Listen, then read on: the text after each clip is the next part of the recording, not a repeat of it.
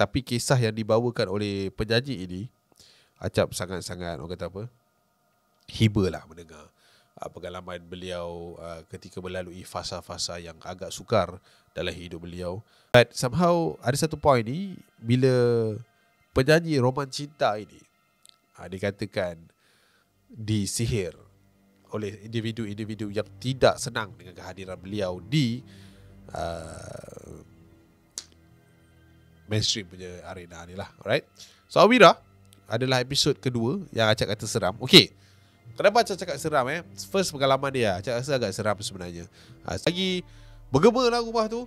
Kau satu-satunya cinta agung yang paling ku dapat, tanpamu hilanglah makna untuk menikmati roman cinta. Itu benda itu barang memang meremang. Lepas kita dengar tu kita rasa macam, wish, ini bakat yang Tuhan bagi lah. Subhanallah lah, senang cerita lah. Kalau korang dah tengok ataupun menonton kisah berkenaan dengan Awira ni, sebenarnya video tersebut didedikasikan kepada seorang insan, seorang adik kecil sebenarnya, Nur Umairah Damia nama dia. Alright.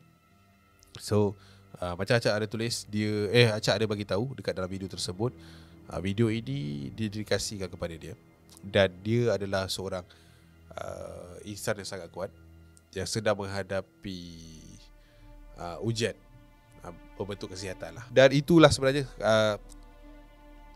memberi impact dan memberi satu, kata apa, Wira pun tak tahu pasal benda ni, dan kita try lah, kita try our best untuk memenuhi apa yang dia nak.